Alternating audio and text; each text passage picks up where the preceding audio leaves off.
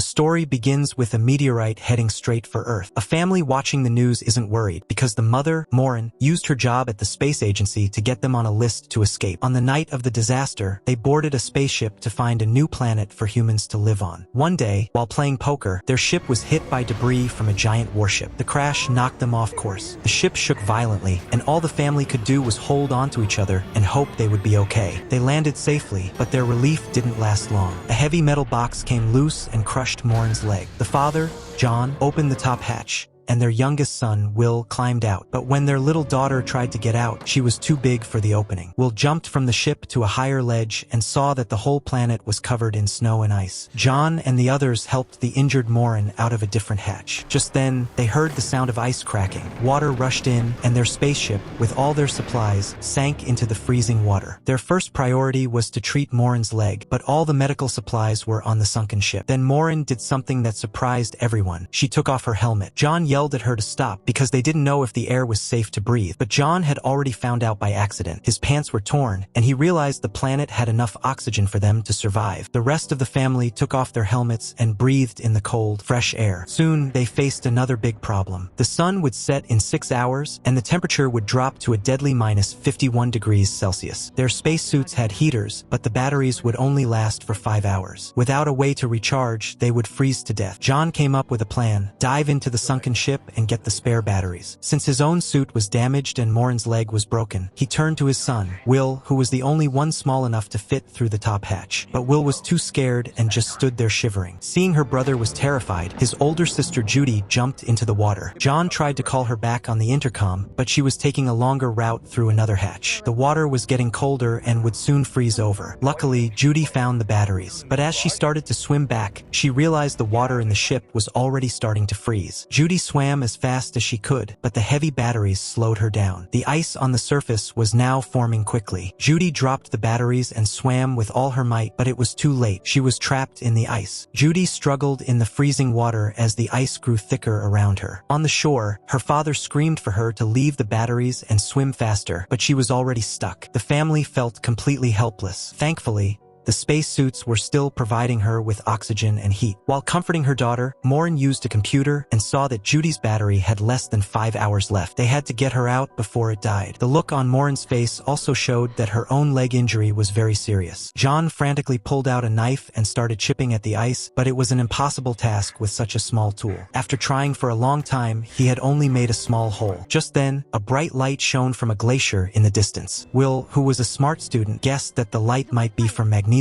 He explained that magnesium burns with a lot of heat and ice could make it burn even hotter. This gave John a spark of hope. After telling his daughter he would save her, he and his son left to find the magnesium. They walked across the glacier and found enough magnesium to rescue Judy. John carefully collected it, trying not to create any sparks that could be dangerous. But then Will fell through a hole in the ice. He wasn't hurt and found a way out that led to a forest. Will called his father and told him to go back and save his sister, saying he was safe. John trusted him and went back to help Judy, not knowing that Will was only pretending to be brave. All alone, Will sat down on the ground. Suddenly, he saw sparks floating in the air. He tried to call his father, but he was too far away. Will followed the sparks through the forest and found the wreckage of another spaceship, clearly alien. He took out a small camera to record this historic moment, the first proof of aliens. As he moved closer, he heard a noise behind him and turned to see an alien coming toward him. Terrified, Will ran and climbed a large tree. The alien followed, but it was only the lower half of its body and couldn't climb. As Will moved back, a large claw appeared behind him. The alien's upper body was stuck on a broken branch and couldn't reach him. Back at the lake, John spread magnesium on the ice and lit it with a torch. After burning for a while, it melted a large hole. The family worked together to clear the water, and Judy's hand finally appeared. Then Penny noticed the wind was about to blow out the torch. Lightning flashed, thunder roared, and rain poured down. The cold rain froze the hole again, put out the torch, and their lighter was too wet to work. Judy's spacesuit was almost out of power. Back in the forest, night fell while Will and the alien remained trapped. A butterfly-like creature landed on Will, then on the alien's finger. When it did, the light on the alien's face dimmed. Being separated for too long was causing its body to shut down. At the same time, fire from the crashed ship spread through the forest. Flames reached Will's feet. He tried to climb higher but couldn't and had no signal to call his father. Seeing the alien struggling, Will made a brave choice. He pulled out a wire saw, cut the branch, and freed studied the alien's upper body. Will leaned against the tree, waiting for the fire. Suddenly, the alien walked out of the flames, climbed the tree, grabbed Will, and leapt away. They landed on a mountaintop. The alien looked at Will and changed its shape to resemble a human. Back at the ice, John and the others were desperate as Judy's suit was about to die. In the final moments, Will and the alien returned. Will asked for help, and the alien fired a red light that instantly melted the ice and lifted Judy out. Will asked for one more favor, and the alien became a small sun, keeping the family warm through the night. The scene shifts to astronaut Don, who wakes up and sees his pet chicken alive. His relief fades when he looks down into a massive canyon. Their ship is lodged on a cliff edge, the cockpit close to breaking off. Earlier, a meteor destroyed Earth, forcing humans to flee into space. During the journey, a black hole tore part of the main ship apart and dragged their smaller ship back, stranding them on this planet. Since the chicken survived, the air was breathable. Don removed his helmet but couldn't unbuckle his seatbelt because it was jammed with sand. He dropped his knife when the ship shook. His companion June woke up as the ship began to crack. She threw the knife to Don. He cut wires, used leaking oil to loosen the belt, freed himself, and rescued June. Outside, they found a flare gun and a dead crew member. They took the shoes for June because the sand was sharp. They fired a flare but saw no response. Then Don spotted a red parachute in the distance. They packed their gear, took the chicken, and moved toward it. Soon, they found a woman named Angela lying on the ground. When she coughed, it startled Don. A massive storm approached, forcing them to leave. Don initially refused to carry Angela, but then changed his mind. As the wind grew stronger, they took shelter in a nearby cave. June realized she had lost her necklace. Don went back into the storm to find it. When he returned, June said someone had to go for help. She left, telling Don he would know when to use the last flare so she could find her way back. What Don didn't know was that June had already taken the last flare with her. Back with Morin's family the next morning, they gathered around the alien. When Morin reached out to touch it, the machine suddenly activated. It moved straight to their frozen spaceship, melted the ice with its heat, and entered the cockpit. That's when John noticed a clean cut on Will's sleeve and asked how it happened. Will hesitated and said it probably happened when he fell inside the ship. The alien activated a drying mode, and the water inside the cockpit slowly drained away. John focused on repairing the ship while the alien dried the area around him. Still cautious, John approached it carefully, unsure if it was safe. Despite his doubts, the family soon moved back into the spaceship. After days of work, they even built a robotic brace for Morin's leg. It worked so well that her injury was barely noticeable. While Penny was outside fixing a water pipe, she heard an explosion in the distance. When she told the others, the family, along with Will and the alien, went to investigate. They found only wreckage. They left piles of stones as markers in case other survivors came through. When Morin used a communicator to scan for signals, a strange noise came through. Will realized it was coming from the alien's crashed ship. Curious, the family set out to find it. Back at their ship, the water pump clogged again. As Penny worked on it, she noticed a massive storm approaching. Trouble seemed to follow her every time she stepped outside. She tried calling her parents, but couldn't reach them. Penny suggested using a vehicle to rescue them, but Judy said it was buried under thick ice and told her not to worry, insisting their parents could handle themselves. With the ship frozen, Penny came up with a desperate plan. She started the ship's engines to blast the ice away. In the garage, Judy mocked her, saying Penny couldn't drive because she didn't even have a license. When Penny pulled the cover off the vehicle, she saw the tires weren't attached. She quickly assembled it. Judy, frozen by fear from something in her past, curled up in a corner. With no other choice, Penny prepared to go alone. She climbed in, placed cookies beside her, buckled up, and drove off. Judy ran outside when she heard the noise, just in time to see the vehicle speed away. Penny raced across the snow, enjoying herself until she slammed the brakes at the edge of a cliff. She tried calling her parents, but got no answer. She took a bite of a cookie, switched the vehicle to snow mode, activated the map, and treated it like a game as she continued. Led by the alien, the parents reached the alien's crashed ship. Even it seemed surprised by the damage. Inside, they explored with flashlights and found a large ring-shaped structure in the center. Outside, Will played catch with the alien. Watching them, John looked uneasy. When the ball rolled away, the alien lifted heavy debris to help Will retrieve it. Suddenly, the alien's face glowed red and the ship powered on. A hologram appeared,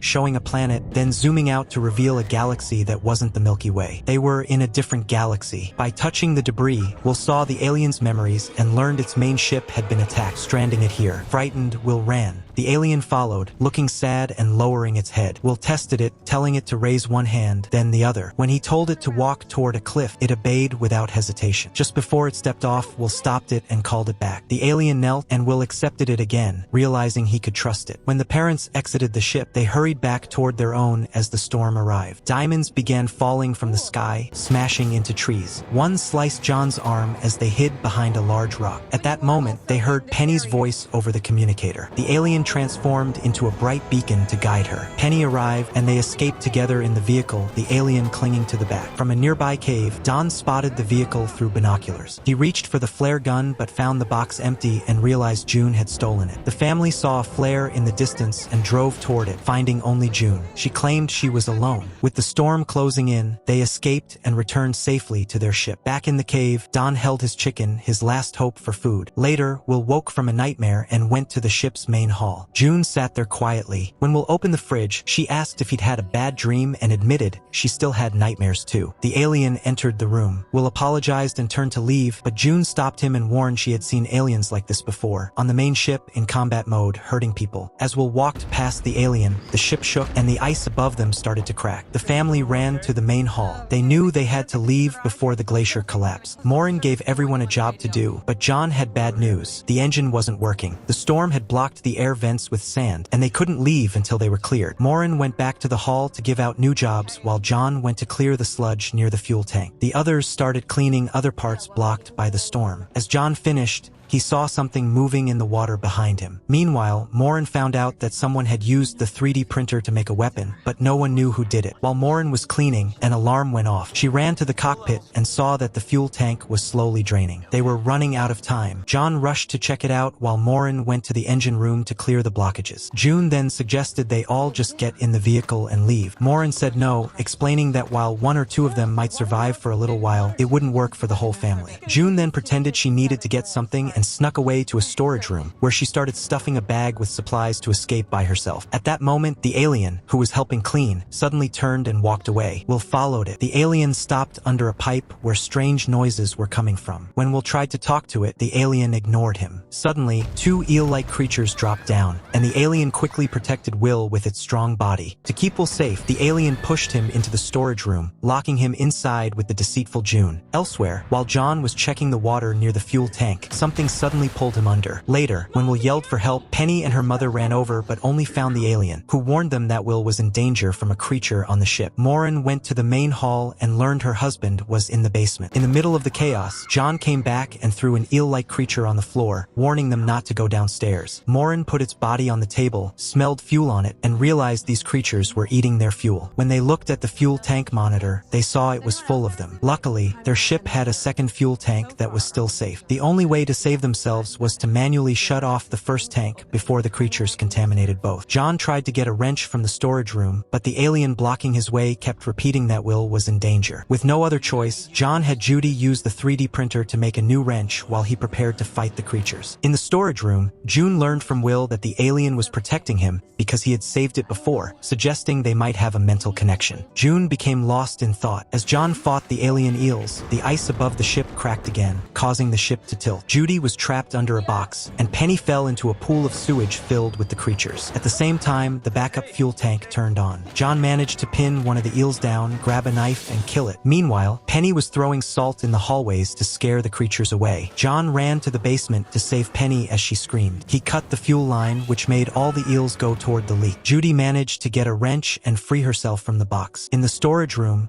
June tricked Will into making the alien let her out. But as soon as she was free, she ran straight for the ship's cockpit. To understand June, we have to look at her past. Just 2 days earlier, she had drugged her twin sister, taken an identity chip from her arm, and pretended to be her sister to get on the main ship, the Resolute, which was supposed to take people to a new home. But her sister's boyfriend saw her and followed her. He soon figured out she was an imposter. During their argument, the cabin door was accidentally opened, and he was pushed into space. As the ship prepared to leave, June watched him disappear disappear into space through the open door but did nothing to stop it. Now, once again ready to leave others behind to save herself, she sat in the cockpit, about to eject and escape. She started a countdown that could cause the ship to break apart and lose its navigation. Once again, June was torn about whether to stop it. At that same time, Morin was trying to install a final part to fix the ship but was having trouble. Surprisingly, June came and helped her install it at the last second. They finally fixed the engine and got everything ready. They all gathered in the cockpit. John pushed the lever to take off, but the ship didn't move. An alarm showed they only had 10% of their fuel left. Judy suggested getting rid of all the fuel because the eels in the tank could block the engine. Morin agreed it was a risk, but said the system showed no backup fuel. Judy told her that the fuel left in the pipes would be enough to get them out. John agreed, and Judy opened the valve, releasing all the eels and the rest of the fuel. At that moment, their spaceship started. The ice above them was still falling as John carefully steered the ship safely out of the collapsing glacier. Luckily, John was a great pilot, and he got them out just in time. They saw a clean, untouched forest in front of them, but their relief didn't last long because they were almost out of fuel. Still, a good pilot is always ready. The landing wasn't smooth, but he landed the ship safely. Then, they got some more great news. Other survivors had set up a camp on the planet. The parents rushed to the storage room to find Will. They saw the alien holding onto him to protect him, and John was clearly impressed. Meanwhile, the main ship, the mothership, was damaged but still working, and people were fixing it quickly. But June wasn't happy about this at all. We learned that she had been caught and questioned on the mothership before. The person questioning her said that cameras had recorded her killing someone. Just then, an alarm went off all over the ship, which stopped the questions and gave her a chance to escape. It was clear that she was the only one who didn't want to go back to the mothership. Morin discovered that the records for the 3D printer had been altered. Someone had broken the rules and run a program to make a weapon, but no one knew who. At the same time, the alien entered Will's bedroom and gave him a gun for protection. It was clear the alien had secretly used the printer. When June noticed how close Will and the alien were, she grew jealous and quickly tried to get on the boy's good side. It was obvious she was already planning to use the alien. Controlling a powerful robot like that could put her in charge of the planet. Meanwhile, the parents found the other survivor camp. Excited to see more people, everyone hugged. Don was there too, along with his pet chicken. Angela, the young woman they had rescued, was resting in the medical room. While caring for Angela, Judy learned that alien robots were responsible for the attack on the mothership. Morin and the others continued trying to contact it when John spotted wreckage from the mothership on the map. The parents and Don decided to investigate. Judy drove back to their spaceship to confront Will, realizing he had known the truth all along. She tried to warn their parents using the communicator, but Will stopped her. He explained that the alien wasn't the same anymore and had saved their lives. Judy refused to listen and ran toward the cockpit. Thinking quickly, Will restarted the communication system, disabling it for 30 minutes. He then began packing, preparing to send the alien away. June witnessed everything. After Will left, she retrieved the gun the alien had made for him from under his bed. Judy caught up with Will, who explained that he needed to take the alien far away to protect everyone, including the alien itself. Penny soon joined them,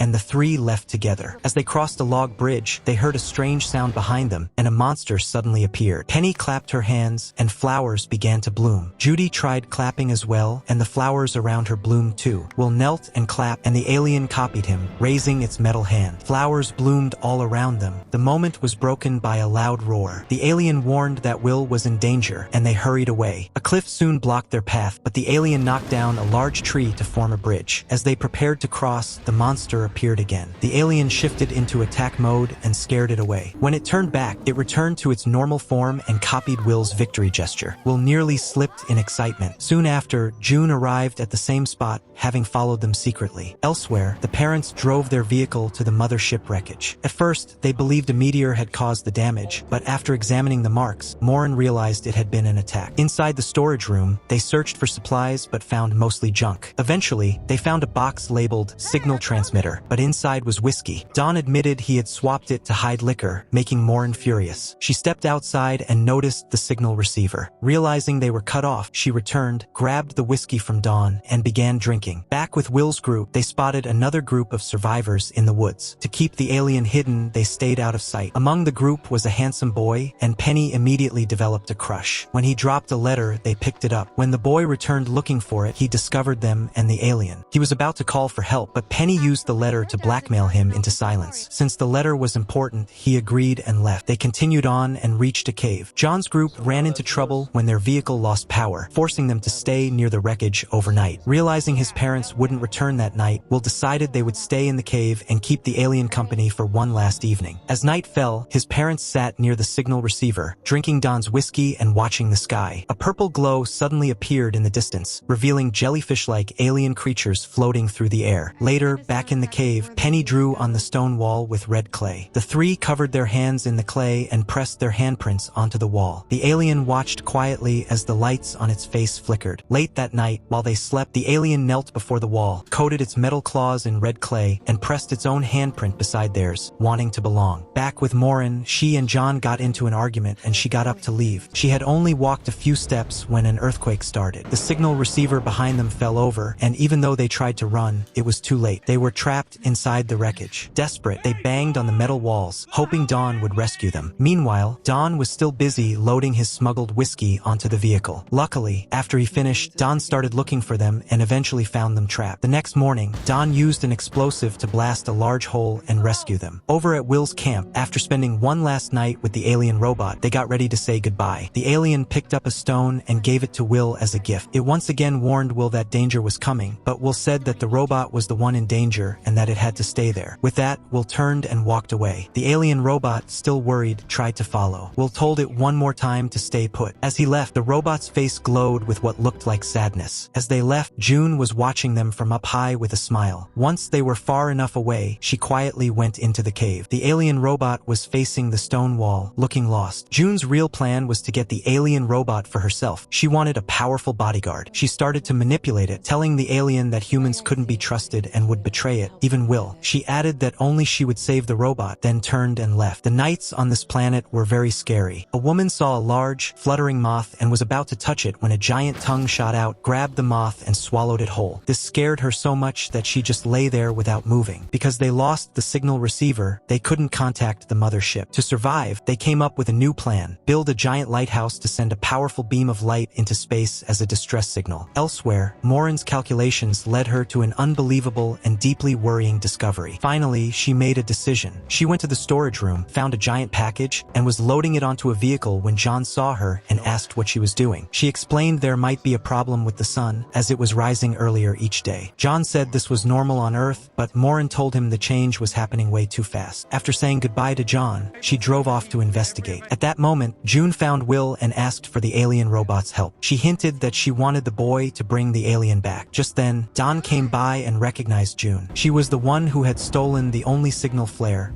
which almost got him killed. He confronted her about what she did, but she was so good at talking that he was left speechless. As he walked away, Judy was looking through the warehouse when she felt something was wrong. She spun around and hit Don with her elbow, breaking his nose. They then went to the medical room, where Don told her that June had stolen the signal gun and left him behind. He learned from Judy that June had never mentioned this. Judy then confronted June, who made up a story to trick her, saying she was the victim and warning her not to trust everything Don said. At that moment, Judy couldn't tell who was lying, so she left to get back to her work. On Morin's journey, as the sun was about to set, her flying device was finally ready. She cut the ropes and rose into the air. As she got higher, an amazing view appeared below her. She turned to face the sun, but just then, the system warned her that there was Hawking radiation nearby, in other words, a black hole. The group of human survivors, stranded on an unknown planet and unable to contact their mothership, worked together to build a giant lighthouse. When they flipped the switch, a powerful beam of light shot into the sky, and everyone cheered. The light attracted swarms of fluttering moths. June was among the crowd. She quietly slipped away to the high-tech fence meant to keep creatures out and reprogrammed it to allow things through. Clearly, she had a plan. Afterward, she returned to camp and told John that his son was hiding the alien in the woods. John confronted Will and demanded answers. A frightened Will confessed everything. The mothership, the Resolute, had malfunctioned because of the alien robot, causing them to crash on this planet. He admitted the robot had once gone on a rampage, but insisted it had changed and had saved their family family and others during the storm. John didn't care about explanations. He only wanted to know where the robot was. Will refused, afraid his father would hurt it. Suddenly, a monstrous roar echoed through the camp. A massive creature began climbing the lighthouse. People scattered in panic. The light that attracted the moths had also lured the creature that hunted them, likely part of June's plan. The lighthouse, built in a hurry, couldn't support the monster's weight and collapsed. As Penny tried to flee, the creature spotted her. June urged Will to call the alien. At that moment, no one cared that the robot existed,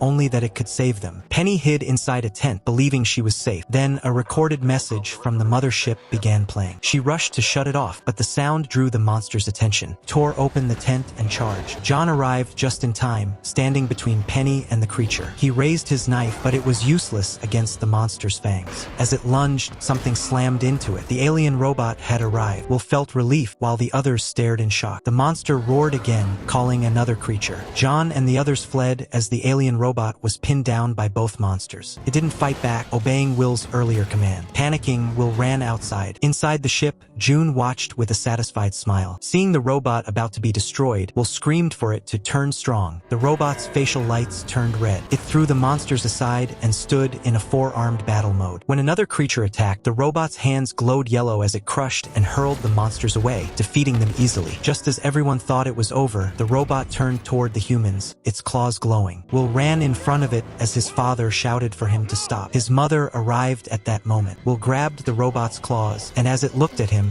it powered down. The red light faded back to blue. Inside the ship, June quietly planned her next move. Afterward, Will's family fully accepted the alien robot and brought it aboard their ship. Inside the cabin, Morin shared the results of her tests. The planet's orbit was unstable, and a black hole had formed behind the sun. If they stayed, the planet would slowly spiral closer until everything burned. The survivors would die unless they escaped soon. As Morin and John debated whether to tell the others, Penny secretly listened from the doorway. The next morning, the survivors gathered to discuss the alien robot. From Angela's account, they learned the first attack had been planned by alien robots. She had been badly injured, and her husband had been killed. Victor, the group's leader, proposed putting the robot on trial and locking it up as they once did on Earth. John argued that the robot had changed, like a rebooted machine, and had saved lives the night before. In the end, they agreed to keep the robot isolated from the rest of the group. Furious, Angela stormed out, with June following close behind. June tried to manipulate her by pretending to offer psychological help, but Angela walked away. Meanwhile, Don told Victor they needed fuel to escape the planet. The alien eels had consumed most of it, but Don believed fuel from their crashed ship in the desert was still usable. In return, he demanded more money. Outside, Angela noticed a green ribbon tied to a rope. Following it, she found a package. Inside was a gun. Without hesitation, she hid it behind her back. In the forest, Will examined strange stones when the alien robot approached and handed him a larger rock. Will said they had similar rocks on Earth. The robot split it open, revealing colorful ores inside. Then it raised its hand for a high five. Will smiled and returned the gesture. The lights on the robot's face glowed softly, almost like happiness. Meanwhile, Don had already left to find fuel. He hadn't gone far when a cliff blocked his path, and gas started shooting up from the ground ahead. Don wasn't bothered. He casually turned on some music and took a different route. Back at the camp, Penny had asked the handsome boy out on a date. When they got to their spot, they saw that the waterfall had dried up because the planet was getting hotter. Penny then told him her plan. She was going to pretend to fall into the water and yell for help so he could rescue her. And after that, we could really fall into a hormone yoga session. It was clear Penny had liked the handsome boy since they first met, and now the two of them were falling in love. It's quite surprising that they could still find time for romance in such a dangerous place. On Don's end, they had reached the location of the spaceship, but it was nowhere to be seen. They thought the ship might have fallen off the cliff, but it was too high to see anything. Shortly after, Victor called off the deal and went back to camp. When Judy found out about their deal, she confronted Don. He admitted he was just trying to make some money and was now mad that he couldn't. Angrily, he kicked the ground, only to hear a metal sound. After digging through the sand, they discovered the spaceship had been buried right under their feet. They quickly found the entrance to the ship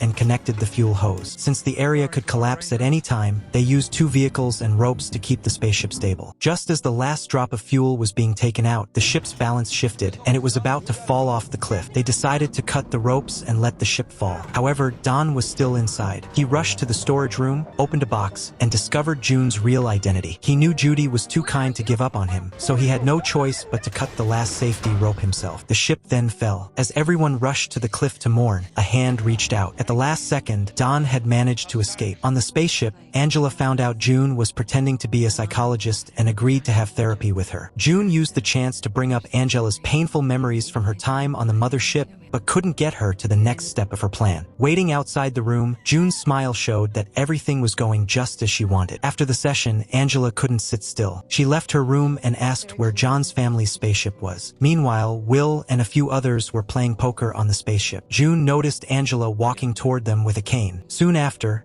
Angela made up a reason to send Will away, asking him to invite his mother to play with them. When the alien robot tried to follow, John told it that Will would be right back, which calmed the robot down. Penny noticed the screen on the robot's face was changing expressions. It looked like it was smiling, which she had never seen before, and it made John happy. But just then, Angela appeared behind him. When John asked if there was a problem, Angela raised a gun at the robot. Seeing the gun, the robot's face screen turned red, and it changed into attack mode. John told the robot to leave. When Will reached his mother, she hesitated but finally agreed to go with him. Sensing something was wrong, Will rushed back toward the ship. As he arrived, he saw Angela shooting at the alien robot. Enraged, the robot shifted into combat mode, growing 2 extra arms. It advanced on Angela, throwing John aside when he tried to stop it. Will screamed for the robot to halt, and it froze, recognizing his voice. Horror filled Will's face. The family gathered around the injured John, while Will watched the alien robot standing at the doorway, looking down with what seemed like guilt. Inside, June comforted a shaken Angela, assuring her that no one would blame her. Will carried the alien robot into the woods and stopped at a cliff. Hugging it, he said his final goodbye, telling it that he had to take responsibility and that it had to jump. The robot looked at the cliff, then back at Will, as if waiting for him to stop it. Seeing Will's tear-streaked face, the robot stepped forward and fell, shattering into pieces below. As the group loaded fuel to prepare for departure, the ground suddenly shifted. The road collapsed, leaving only a path through a field of erupting gas. They noticed the eruptions occurred at regular intervals, every 3.5 minutes. Calculating their top speed, they prepared to cross. When the gas died down, they drove forward, but trouble struck. A control cable came loose, causing braking problems and slowing the fuel vehicle. With only 2.5 minutes left, the blonde boy volunteered to climb onto the roof to reconnect the cable. Despite being nearly thrown off, he held on and managed to fix it after several attempts, allowing the vehicle to accelerate again. Just as relief set in, with only seconds left, a violent gas eruption struck. The vehicle jolted and flipped. Judy rushed over and found the blonde boy trapped beneath the fuel tank. A rock wedged beneath the vehicle prevented it from crushing him completely, giving them hope. However, the rock had punctured the tank. Moving it could spill all the fuel and doom their escape. Captain Victor suggested calling another vehicle, warning that lifting it now would waste everything. Don climbed into a tank and managed to raise the fuel vehicle, but fuel poured out through a large tear. Though the mission failed, the blonde boy was freed. They continued their journey in the tank, the blonde boy riding in the back. At first, spirits were high. He joked about getting new legs, and Judy promised to teach him to surf when he recovered. But his condition worsened quickly. Despite Judy's desperate efforts, he died. Meanwhile, John and Morin went to find Angela to learn who had given her the gun. Suddenly, gas erupted in front of their vehicle. John reversed, but the gas followed. He swerved sharply and backed onto a slope, stopping only after hitting something. When they opened the door, they realized they were stuck in a pit of thick tar. The smell was overwhelming, and movement was impossible. Their communication antenna had snapped off and lay just outside. With no way to call for help, they had to escape on their own. They found a rope and attached a hook. John climbed onto the roof and tried to secure it, unaware the vehicle was slowly sinking. When Morin shouted, he scrambled back inside just as tar swallowed the vehicle. Trapped, their oxygen dwindled and the temperature climbed. Determined to save her, John took the only spacesuit. Ready to sacrifice himself, he helped Morin put on the helmet, calling her the strongest person he knew. As he reached for the hatch, she stopped him with a sudden idea. They could use the vehicle's airtight seal to force the tar away. The vehicle still carried helium, used earlier to test the planet's atmosphere. They grabbed a toy tunnel meant for their daughter and attached it to the hatch to create a temporary airlock. Pumping in helium, they waited, then crawled through the tunnel, cutting themselves free with a knife. Escaping at the last moment, they burst into laughter from relief. Elsewhere, June hummed quietly, satisfied with her plan. She returned to the cliff where the alien robot had fallen. Using binoculars, she saw its shattered remains below. Climbing down, she gathered the pieces. Will had once saved the robot, earning its loyalty and protection. June believed that if she could revive it, she could control its power. After reassembling the parts, she waited, but the robot remained lifeless. Frustrated, she screamed in rage, wondering what it would take to bring it back. Captain Victor returned to the camp, where the handsome boy found his father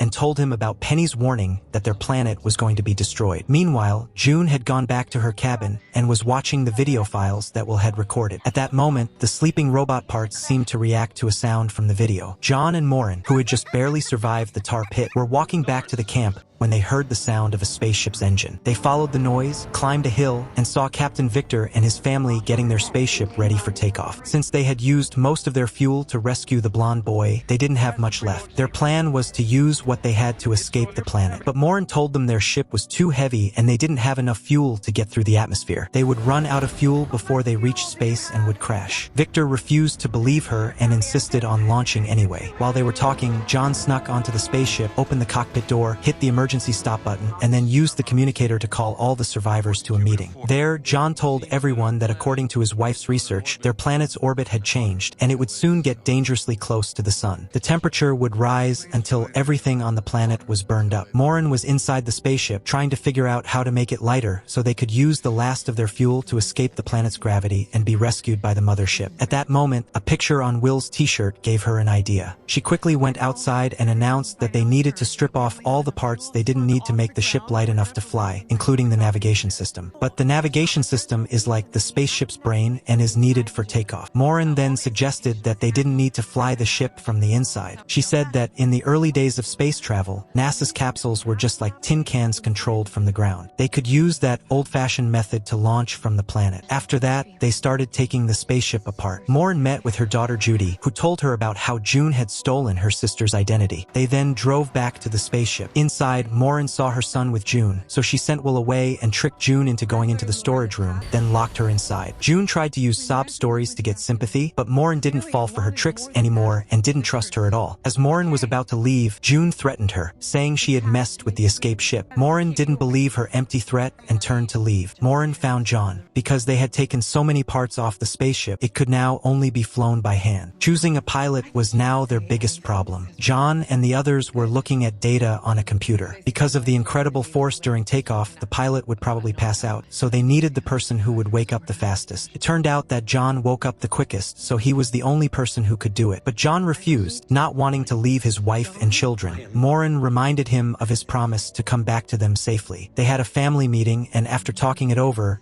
they agreed to let John be the pilot. Before the real launch, they did a practice run. They used ropes tied to a hatch to feel like gravity, and John was put under more and more force until he passed out. He woke up a short time later and, with his wife's help, continued to fly the simulation. But he was still too slow, and the first try failed. They then did several more practice tests, but it was too much for John's body, and they had to stop to let him rest. Just then, they got a message from the mothership. Because of the black hole, the ship had to leave this part of the universe in 24 hours. If they couldn't get on it by then, they would die with the planet. Will went to the storage room where June was locked up. She told him that other people could fly the spaceship and it didn't have to be his father. Just as Will was about to ask more, his mother called him away. After a short discussion, Don showed that he knew a lot about the spaceship. That's when they remembered that Don was the ship's repairman and knew everything about it. He knew the spaceship better than anyone and was asked to help, but at first he said no. As he was walking away, Judy caught up with him. She convinced him and he finally agreed. After that, the two men did the test together and surprisingly, it worked on the very first try. But with time running out, they didn't have a chance to do a second test. John said goodbye to his family one by one and Don asked Judy to take care of his pet chicken. With everyone watching, they got into the vehicle and went to get the spaceship ready for takeoff. Morin also went back to the spaceship to start the launch sequence. The two sisters sat nearby, ready to watch. A tearful Will was very worried about his father. He then went back to where June was being held and asked who could fly instead of his father. June opened her backpack and showed him the head of the alien robot. She said they could bring it back to life. Will said no, feeling that it was his fault the robot had turned bad. June insisted that this time they could make it good if he would just open the door. She said they could go together and save the robot and it could take his father's place so he could come back. The young boy was deep in thought. By this time, John and Don had already reached the spaceship and Morin was in position. As his wife counted down, the spaceship successfully took off. off. As it went up,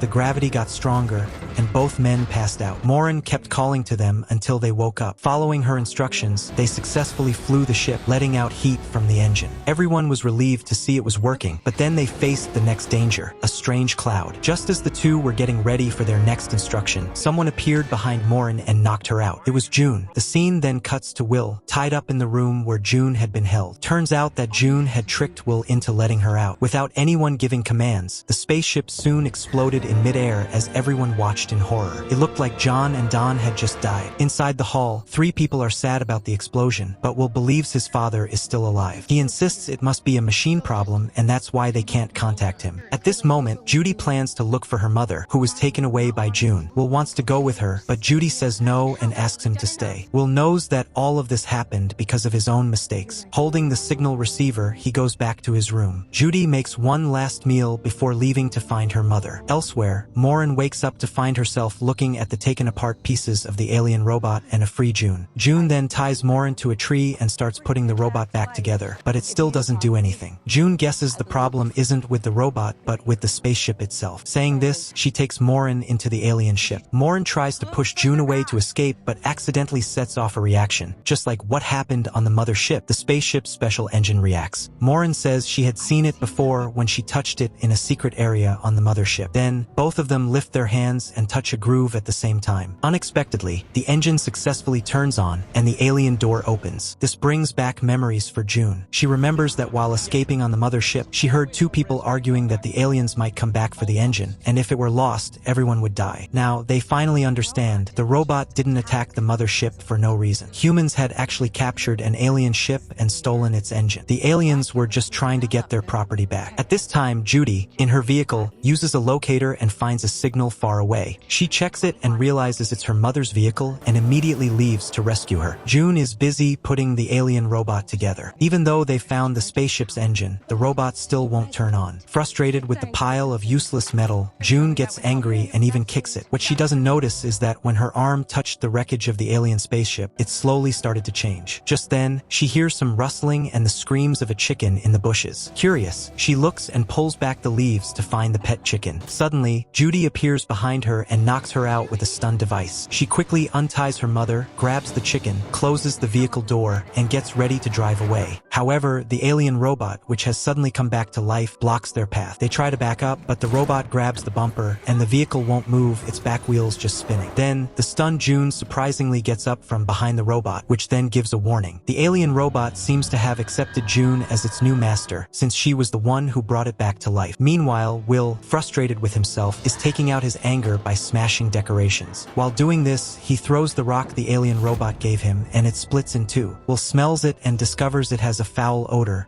like poop. He takes it to a biologist to be checked and learns it is a powerful biofuel, basically fossilized super poop. Every spaceship had a machine to turn poop into fuel, but it would take humans at least 2 or 3 years to make enough fuel to leave the planet. But if they could collect enough of this super poop from a certain cave, it would be much easier. But then the scientist brings up an important point. In the sample, he found traces of every creature he knew of on the planet, which meant that the creature making the super poop was at the top of the food chain. Collecting it would be extremely dangerous. Even so, they gathered everyone and went to the cave. As they walked with torches, they saw a huge amount of the super poop in front of them. The group excitedly moved forward to look at it when suddenly, Victor stepped on something. He looked down and realized it was a fresh pile of it right under his foot. He shined his flashlight up and saw giant alien bats hanging overhead. They gathered to discuss what to do. The good news was that there was enough biofuel to fuel all their spaceships. The bad news was they needed to break it down and carry it out of the cave without making any noise. Carefully, they went into the cave to collect it. At one point, someone accidentally dropped a crowbar, but luckily, the quiet sound didn't wake up the creatures. They continued collecting without any more problems. On another note, Penny was asking Will about the radio he always carried. Just then, the radio unexpectedly made a crackling sound. They quickly turned it off after realizing it might be a message from their father, but the noise had already woken up the alien bats. In a panic, they hurried out of the cave. In the chaos, the scientist was caught by a bat. Realizing her boyfriend was still inside, Penny rushed back just in time to help him dodge an attack. As they tried to escape, a bat blocked their path. In the next second, Angela, who was still in the cave, pulled her to safety. Looking at the bats, they realized the creatures were blind and only used sound to find things. They held their breath and tiptoed past them, almost making it out. But suddenly, a bat charged at them. They quickly ducked, and just as a bat hovered over Penny, drooling, Angela created a distraction by throwing a rock, allowing them to finally escape. The relieved pair hugged each other. Will was thrilled, saying he had sent a radio message to his father, who had replied, though he still didn't know where he was. Everyone packed up the samples they collected and went back to their spaceship. Meanwhile, above a planet, a spaceship wreckage was floating in space. John and Dawn had actually survived and were very happy because they learned from the radio that Will had found the fuel. Although they had miraculously survived the explosion, the oxygen in their spacesuits would only last a few more hours. Luckily, John contacted his son using Morse code and learned about the fuel. They would be rescued very soon. On the planet, one spaceship after another successfully launched using fuel made from the superpoop. Just then, Will and Penny heard the sound of an engine and hurried to meet it. They were about to share the good news with their mother when June appeared from the other side, with the alien robot following her. At her command, the robot walked toward them. Will tried to stop it, but was suddenly knocked down, falling hard. It was clear that June was now the robot's master. She declared that she had saved it this time, saying that friends don't let friends walk off cliffs. Suddenly, the signal receiver made a sound. They quickly checked it, and John told them through the radio that they would launch a signal flare in space so they could find them using the spaceship's thermal imaging. But Morin's ship had to leave in just 88 minutes, so they needed to act fast. Although June disagreed, she couldn't fly the ship and had to reluctantly agree. Meanwhile, in space, Dawn was putting together circuits, getting ready to release a stream of burning gas from the wreckage. Just then, a floating object in his helmet got into his eye, and since he couldn't see, he had to give the job to John. On the spaceship, Will handed a baseball to the alien robot, hoping to bring back its memories. Unexpectedly, the robot just threw the ball away, leaving Will disappointed. Just as the spaceship was about to take off, the planet faced its final destruction. Everyone got to their places. With Morin as the pilot, the spaceship successfully launched and flew through foggy skies into space. But then, something strange happened. Even though they were in space, there was no zero gravity, and things didn't float. Will asked his mother if they had reached orbit, and she said they had. It turned out that before they left, the robot had taken an engine from the alien spaceship and hidden it under their vehicle. At that moment, besides their ship, all the other ships had successfully boarded the mothership. Captain Victor contacted them to say thank you. But because of the black hole, the area had become extremely dangerous, and the mothership had to leave in an hour. Hearing this, they prepared to first rescue John and Dawn. At that moment, the spaceship showed it was low on fuel. June then told Morin she had to put her personal feelings aside and think about what was best for everyone, which sometimes meant sacrificing a few people to save the many. She set a course for the mothership. Morin replied that it was impossible. June insisted that by going back to the mothership, they could all leave together, or she would throw Morin off the ship. Morin, worried about her husband, quickly steered the ship down. Seeing the danger, the robot pushed June into the hull, and the doors closed. Morin then took back control and locked the hull. June ordered the robot to break the glass, but it only left a small mark. Two people, stuck together in the wreckage, continued their work. John said he once thought he would lose his amazing children forever, but crashing on this planet turned out to be the best thing that ever happened, because it helped him find them again. Dawn was moved by John's words, and tears came to his eyes. He managed to clear the particles from his eye, took over the unfinished job, and successfully lit the wreckage. Meanwhile, Morin, using thermal imaging from the mothership, found them. She got the ship's harpoon ready and prepared to fire it for the rescue, starting the spaceship toward them. Soon, Will spotted them. At that moment, June found the emergency escape exit and made her way out. Hearing the noise, Morin fired the harpoon, but it stopped just before it reached its target. John quickly called his wife, but back on the ship, June and the robot had gotten out of the hull. Morin and the others had already left the cockpit and were hiding in the ship's garage. She told the children to get into the vehicle, preparing to face the robot alone. But Will, refusing to believe the robot had betrayed them, walked up to it and asked if it knew who he was, telling it he was its friend. The lights on the robot's face flickered as if it was thinking. It then held out its hand. Just then, Morin, using a crane, threw the robot out into space. She then tied Will and herself to a post with a rope and opened the hatch. The sudden suction threw everything, including the robot, into space. Gasping for breath, Morin quickly shut the hatch and checked on her children. Suddenly, something forced the hatch door open, revealing a strangely shaped alien spaceship. An arm reached out from it. It was the alien robot with another combat-ready robot. The two looked at each other, and the blue light on one's face turned red. It then pointed at the vehicle, walked over, pushed Morin aside, and blasted the vehicle away. Will was also thrown out. The combat robot picked up the spaceship engine. At that moment, Will's spacesuit started leaking. As the combat robot got ready to attack Will, the humanoid robot's lights flickered, as if it were thinking. Just as the combat robot moved to strike, it was suddenly thrown away. The humanoid robot then fixed Will's suit, and Will said he knew it hadn't changed. The combat robot behind him attacked, and the two robots, being the same kind, were evenly matched. Finally, the humanoid robot looked at Will and charged at the combat robot, and they both floated away into deep space. Will went to check on his mother. Although her suit was leaking, it could last a bit longer. The glass on the vehicle was now cracking. The only solution was to close the hatch, but since it had been forced open, the system that opens and closes it was broken. Will crawled out to manually close it. He found the switch outside the ship and, after a lot of effort, managed to close it. Next, he needed to climb to the other side to get in through the airlock. Just as he was about to succeed, he accidentally slipped into space. Suddenly, someone appeared and saved Will. It was his father. Turns out that moments before, June, having a change of heart, had rescued John and Dawn. Meanwhile, the mothership hadn't left them behind and was slowly coming closer. But just then, a strange noise started. The engine of the alien ship inside the garage extended tentacle-like lines, taking control of the entire ship. A massive beam of light appeared, and they were sucked into a black hole. As the light faded, they found themselves in an unknown star system, which looked like the pattern the alien robot had drawn on the ground. And that's the end of Season 1. Hope you liked it. If yes, please hype the video and subscribe to the channel.